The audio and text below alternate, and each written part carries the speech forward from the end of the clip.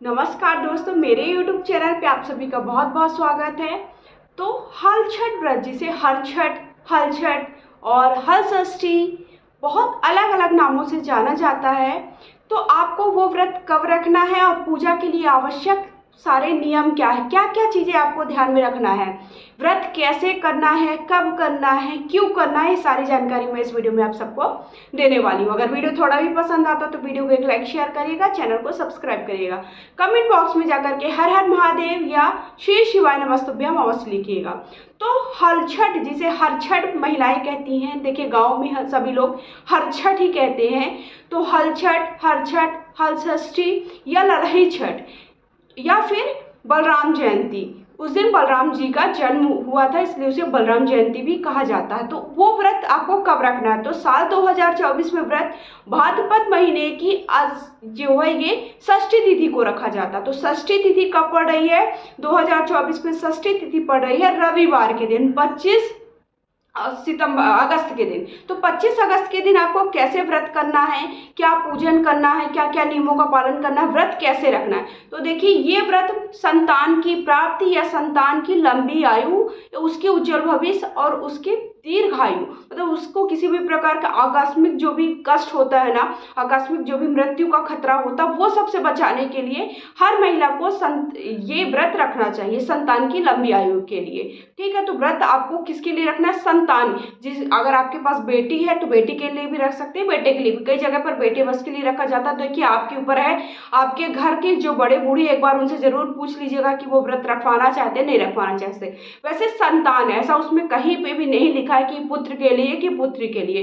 कोई भी व्रत संतान लिखा है तो संतान मतलब उसकी पुत्र पुत्री दोनों होते हैं। संतान की लंबी आयु, उसको उज्जवल भविष्य के लिए आपको ये व्रत रखना है। व्रत कब रखना है आपको, 25 अगस्त के दिन, रविवार के दिन ये व्रत को रखना है। ठीक है, तो जो षष्ठी तिथि है वो रविवार के दिन हो रही है। तो हमें व्रत अब कैसे रखना है, देखिए व्रत आपको क्या इसमें रखा, ये ध्यान दिया जाता कि गाय से, मतलब ना गाय के गोबर का प्रयोग किया जाता, ना गाय के घी का प्रयोग करेंगे, ना ही गाय के दूध का प्रयोग करेंगे, क्योंकि इसमें दूध, दही, घी तीनों का प्रयोग किया जाता, ना ही गाय के गोबर का प्रयोग करना है। तो आपको इसमें भैंस के दूध को, भैंस का घी, भैंस का, ये आप देखिए एक दिन पहले जाकर के किसी भी दुकान में बोल देंगे तो वो आपको दे देगा कि मुझे गाय का नहीं चाहिए है, भैंस का चाहिए। तो भैंस की सारी चीजें आपको प्रयोग में लेनी है, गाय का कुछ भी प्रयोग में नहीं लेना। ये बात आप सबसे पहले ध्यान लीजिए। फिर दूसरी बात हमें क्या करना है कि जो जमीन से, क्योंकि हल षष्ठी मतलब हल, जो बलराम जी है वो हल लेकर के रखते हैं, इसलिए हल षष्ठी व्रत ये कहा जाता है। तो हल षष्ठी व्रत के दिन आपको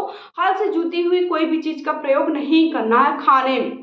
ठीक है, तो अब आपको मैं बताऊंगी कि क्या चीजें खानी है, क्या नहीं खानी है। उस दिन हमें जो भी जमीन से जुड़े हुए, जो भी जमीन से जैसे हल चला करके जो भी जोत के जो भी चीजें बोई जाती हैं, वो चीजें आपको प्रयोग में नहीं लेनी है, सबसे पहली बात। दूसरी बात, गाय की कोई भी चीज का प्रयोग ना लें। अगर आप चाय पीते हैं, दूध पी रहे हैं, या फिर आप दूध से बनी कोई भी चीज प्रयोग कर रहे हैं, तो वो भी आपको किसका, गाय का नहीं लेना है, आपको भैंस का ही लेना है। तो आपको पहले, एक दिन पहले ही आप देखिए पूजा की सारी सामग्री नोट कर लीजिए, रख लीजिए। पूजा की सामग्री का भी मैं जल्दी चैनल पर वीडियो अपलोड कर दूंगी। व्रत किस दिन रखना है उसका वीडियो अपलोड हो चुका है। तो प्रत्येक दिन महिलाएं कैसे, कौन से व्रत का नियम करती हैं, कैसे पूजन करती हैं, किन बातों का ध्यान रखती हैं व्रत में, ये सारी चीजें मैं इस चैनल पे आप सबको बताती हूँ। तो देखिए, मैं इतनी मेहनत से आप सबको सारी चीजें शेयर कर रही हूँ। तो आपको अगर थोड़ा भी वीडियो पसंद आता तो लाइक शेयर जरूर करें। इसके साथ साथ इस दिन महुए का प्रयोग किया जाता है। देखिए, मैंने महुआ तो आज नहीं रखा है, मुझे नहीं मिला अभी, लेकिन व्रत के एक दिन पहले आप जाकर के आप कहीं पर भी पूछ लेंगे तो महुए आपको मिल जाएगा। साथ ही साथ इस तरह से देखिए, ये झाड़ कहलाता है, इसका पूजन किया जाता है। पलाश का पौधा होता है, तो ये आपको एक दिन पहले किसी भी मार्केट में जरूर मिल जाएगा, एक दिन पहले ही मिलेगा। इसके पहले सभी जगह पर मिलना थोड़ा सा आसान नहीं होता है, गाँव में तो बड़ी आसानी से मिल जाता है। साथ ही साथ महुए के पत्ते का प्रयोग किया जाता है। महुए के पत्ते में लोग रख करके जो साथ ही साथ 6 प्रकार के हमें अनाज लेने होते हैं। जो 6 प्रकार के अनाज हैं वो देखिए कैसे लेने होते हैं, इस तरह से 6 प्रकार के अनाज, जो कि खड़े अनाज होना चाहिए। इन्हें भून करके कई जगह पर देखिए पूजा में प्रयोग किया जाता है, कई जगह पर बिना भुने प्रयोग किया जाता है। तब आप देख लीजिएगा, ये हमारे यहाँ ये जरूर रखा जाता है इसे। ये हमारा देखिए इस तरह से, ये आप सब हम लोग इसे मक्का बोलते हैं, मक्का को भून कर, मक्का को मतलब फुला करके, ये बाजार में देखिए भुने भुनाए भी मिल जाते हैं 6 प्रकार के अनाज। तो आप एक दिन पहले मार्केट में पता करेंगे, सारी चीज़ें आपको आसानी से मिल जाएगी। लेकिन इसके पहले मिलना थोड़ा सा कठिन काम है, तो पूजा की सारी सामग्री एक दिन पहले ही ला करके सारी चीज़ें रख लीजिए। तो आपको व्रत कब रखना है? रविवार के दिन रखना है व्रत का संकल्प ले लीजिए। अगर आप पहली बार व्रत रख रहे हैं तो ये सारी चीज़ें पहले से ध्यान दे लीजिए कि 6 प्रकार के अनाज आपको ध्यान से ले लेना है।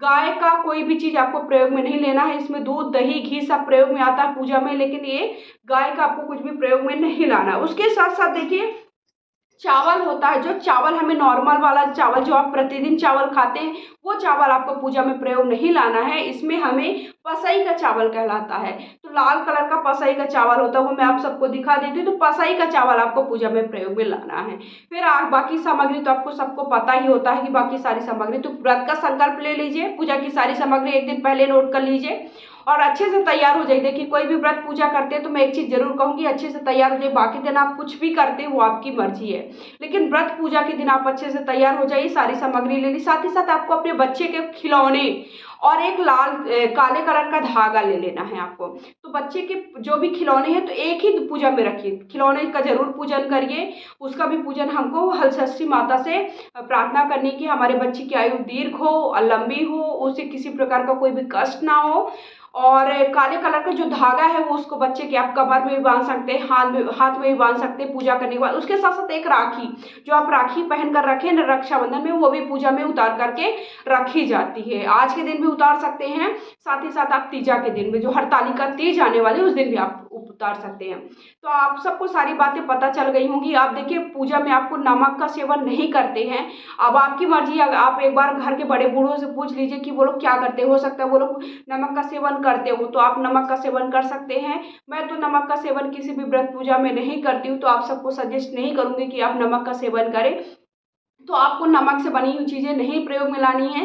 बाकी आप फल वगैरह खा सकते हैं, दूध भी खा सकते हैं, लेकिन गाय का कोई भी चीज़ ना खाएं, ये चीज़ आप ध्यान रखें। तो सारी चीज़ें पहले से एक दिन भैंस का ला करके रख लें। इसके साथ साथ आपको पूजा के बाद ही कुछ भी खाना पीना है। पूजा आपको 11 बजे के बाद आप कभी भी पूजन कर सकते हैं। गाँव में तो शाम के वक्त ही पूजन होता है। आप चाहे तो देखिए मंदिर में जाकर पूजा कर सकते हैं, या फिर आप घर पर अकेले भी पूजा कर सकते हैं। ये चीज़ जरूर ला लीजिएगा, इसका पूजन होता है। तो ये पूजा के लिए आप एक दिन पहले ला करके रख लीजिएगा। तो इस तरह से आप सबको व्रत का पूजन कब करना है? 11 बजे के बाद करनी है, ठीक है। कई जगहों पर देखिए सारी महिला एक साथ बैठकर पूजा करती है, वो बहुत ही अच्छा लगता है। अब मैं आप सबको ये सारी जानकारी दे दी है। अब मैं आप सबको आज बताने वाली हूँ कि पूजा की सामग्री का वीडियो अलग से सेपरेट शेयर करूँ, क्योंकि ये वीडियो मैं अगर शेयर करूँगी तो बहुत बड़ा हो जाएगा। तो इसमें आप सबके साथ मैं ये नहीं शेयर करने वाली कि पूजा की सामग्री क्या, पूजा की सामग्री के लिए मैं सेपरेट वीडियो और पूजा की विधि का सेपरेट वीडियो शेयर करूँगी। तो आई होप आप सबको मेरी जानकारी अच्छी लगी होगी, वीडियो पसंद आ गया होगा। साथ ही साथ वीडियो में सारी जानकारी मिल गई होगी। कुछ भी डाउट है, कुछ भी आप पूछना चाहते हैं तो कमेंट बॉक्स में जरूर जा करके पूछिएगा। जो मुझसे जितना बन पड़ेगा मैं कमेंट का रिप्लाई अवश्य करूँगी, ताकि आपको पूजा से जुड़ी सारी जानकारी सही सही मिल सके। तो एक बार फिर से कहूँगी, अगर वीडियो पसंद आए तो कमेंट बॉक्स में जाकर हर हर महादेव या श्री शिवाय नमस्तुभ्यम या जय श्री कृष्ण जो भी लिखना चाहे वो लिखिए। वीडियो को लाइक शेयर करें, चैनल को सब्सक्राइब अवश्य करें, ताकि वीडियो की समय समय पर आप सबको प्राप्त होता रहे। नोटिफिकेशन के लिए आप सब बेल आइकन को दबा लीजिए। आप मुझे इंस्टा फॉलो कर सकते हैं, इंस्टा की आईडी स्क्रीन पर मेंशन कर दूंगी। वहां पर आप सबको ये जानकारी मिलेगी कि प्रतिदिन कौन से उपाय करने चाहिए। तो गुरुजी से मैं सारे उपाय आप सबको, गुरुजी जो कि पंडित प्रदीप मिश्रा जी हैं, उनके उपाय शेयर करती हूँ। तो अगर जानकारी वहाँ पर भी चाहते हैं तो आप सब मुझे वहाँ पर फॉलो कर सकते हैं। तो एक बार फिर से जय श्री कृष्णा, हर हर महादेव।